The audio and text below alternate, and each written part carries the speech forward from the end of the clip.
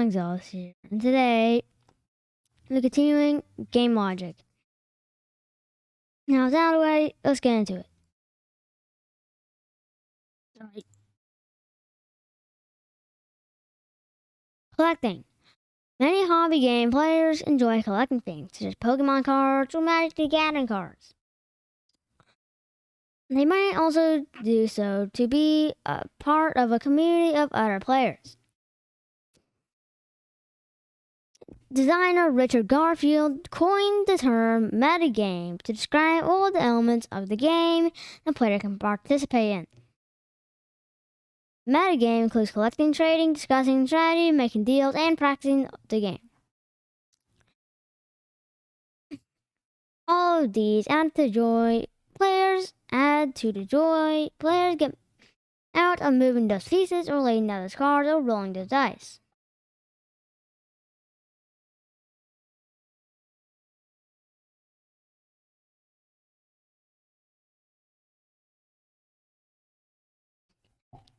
And by your brain. New research suggests that board games are good for your brain. They make people better logical thinkers and learners.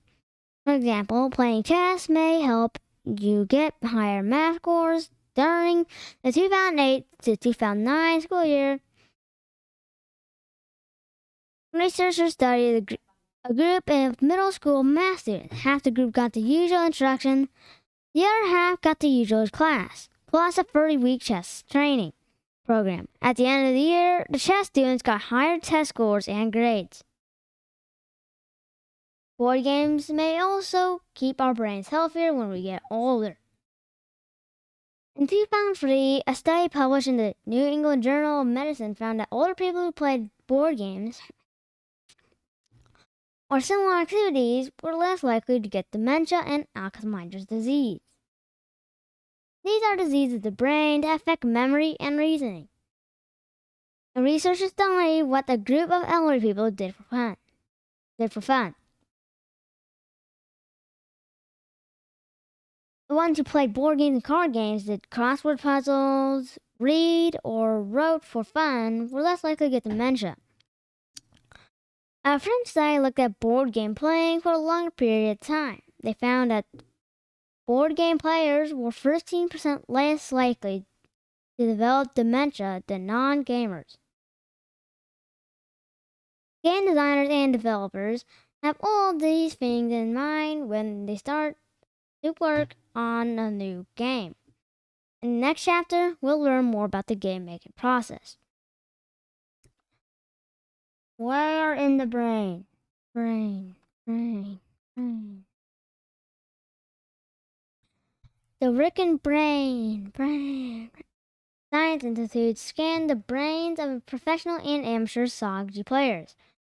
Saji is a Japanese game similar to chess. Pro players spend hours a day playing the game.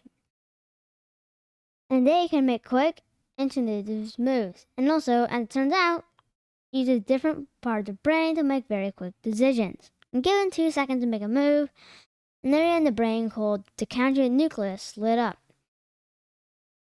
However, this wasn't the case with amateur players. And pros didn't use this area if they were given longer to decide. The researchers were surprised that the candidate nucleus was involved.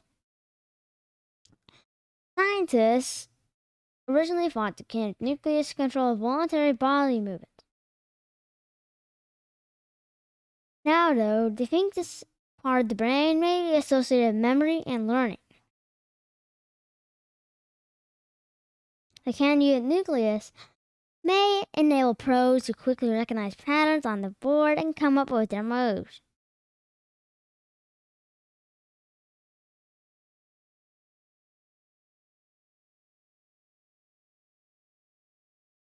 Game design.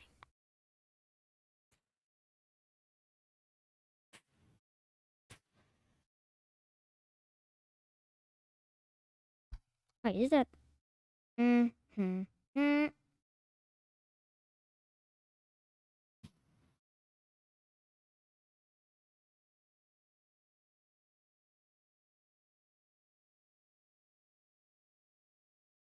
Wait a minute. Is that the good person?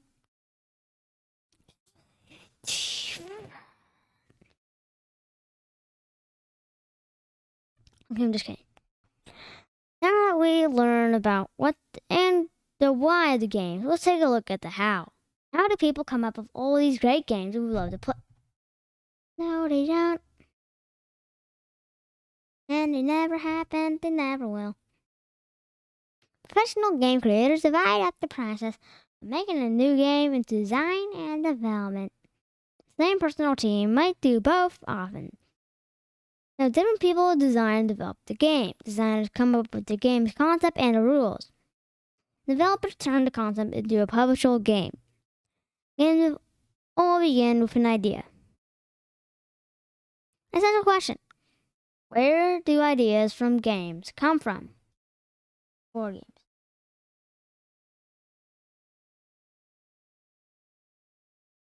Designers can get ideas from anywhere, which means you can also create your own game.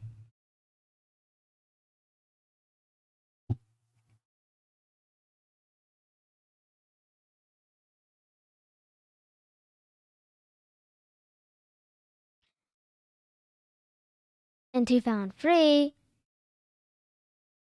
a disease called severe acute respiratory syndrome SARS hit Hong Kong and then started to spread to Singapore, Beijing, and then Taipei in the Republic of China, and Toronto, Canada.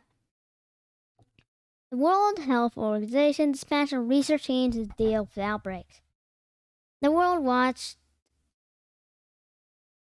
the news, hoping that the outbreaks would turn into a pandemic. Lucky for everyone, they didn't. The research team found the source of the virus and halted the spread of the disease. One of those people watching the news was game designer Matt Lillock. A potentially real pandemic gave him an idea for his game. Pandemic.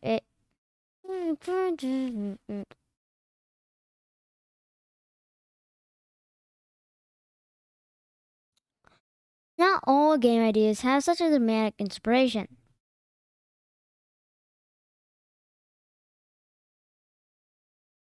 Looney and Andrew Looney, 1963, inventor of the Flax card games, says his game ideas usually just pop into his head. He likes to start with either a theme or a mechanic. For example, his idea for astronauts started with I want to do a card game about time travel. I want to make a game about explosions. On the other hand, for his game, Black Ice, Looney wanted to make a game with certain mechanic. He had a vision of a pyramid-shaped shell game. In Black Ice, players had to discover and unlock hidden codes under the pyramids to win.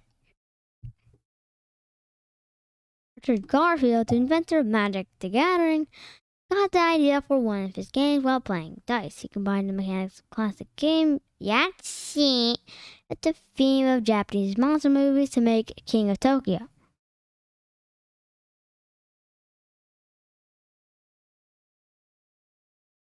Cooperative games. In most games, players compete against each other. In a cooperative game, the players work together to achieve a goal. For instance, in Pandemic, players are part of a team of scientists battling epidemics. The team wins when all diseases are cured. And use it if a pandemic breaks out or the team runs out of time. Do you think cooperative games reflect real life or are competitive games more realistic? Why? The design process.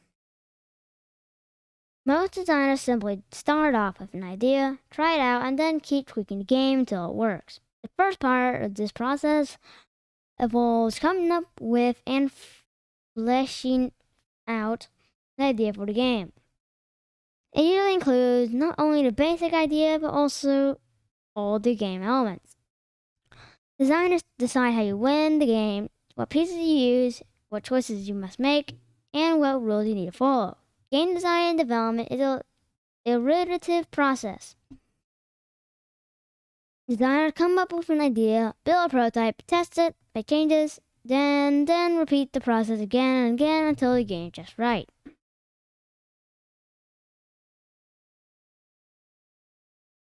Game design begins with an idea, and those can come from anywhere.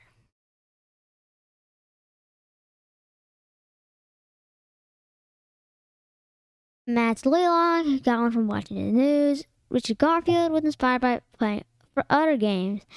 Game ideas can come from other fun activities too, such as reading fantasy books, playing s'mores, traveling, watching movies, or telling stories. Elements of a game. The basic elements of a card or board game include the space, components, mechanics, goals, and rules. Let's take a closer look at each of these.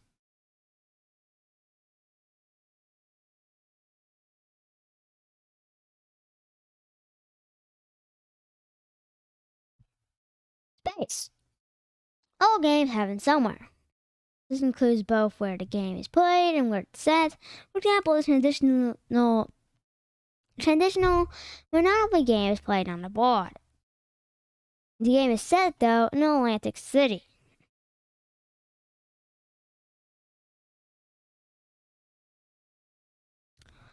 All the places in the game are named after streets in Atlantic City, New Jersey.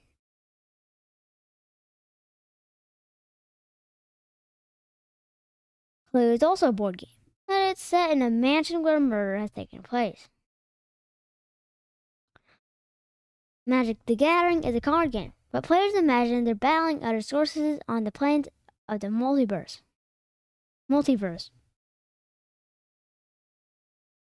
RPGs, aka role-playing games, are played between players with no board or cards, but settings are elaborate fantasy worlds.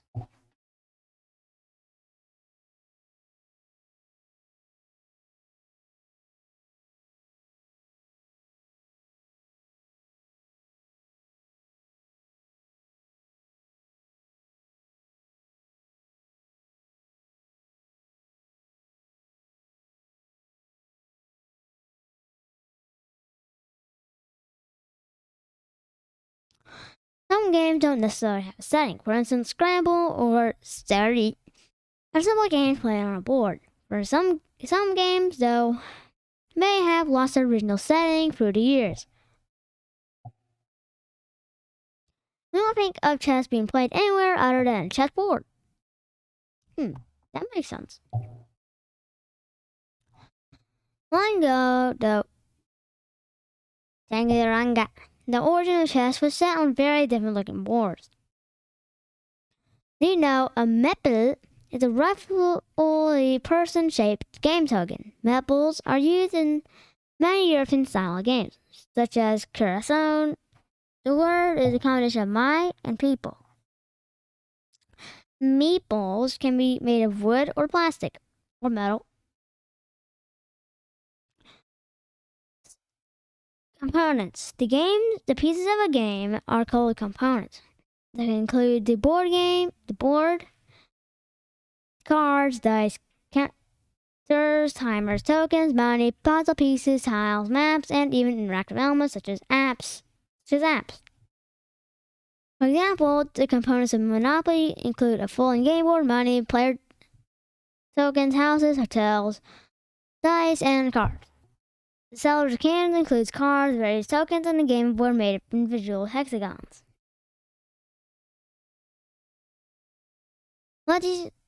These let the player put the board together differently each time. Simpler games such as Uno includes just cards and cards only.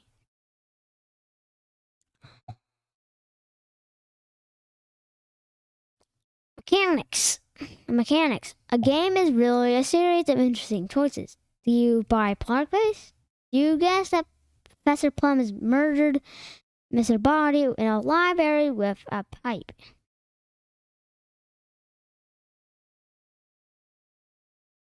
You roll a dice to see if zombies attack. Wait, what? These choices are called mechanics.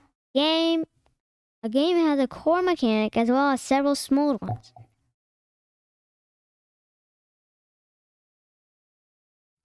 Some common mechanics include acting, betting, rolling dice, bidding, attacking, eliminating players, building a pattern, placing tiles, shading, voting, and storytelling, to name just a few of them. For instance, Ticket to Ride, the mechanics include drawing and collecting a set of matching cards.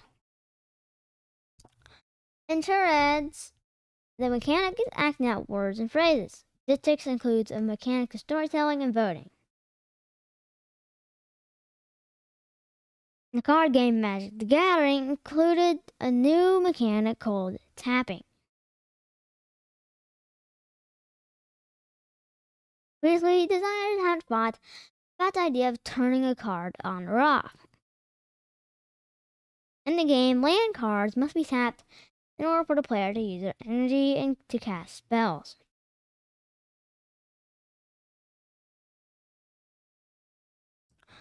When a player taps the cards, they turn it 90 degrees. Then they can play a spell card or a monster card.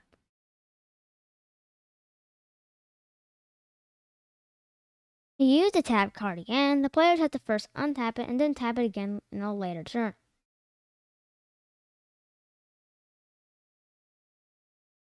Many games use the mechanic of card drafting. With it, a player takes cards from a limited set in order to get an advantage over the other players.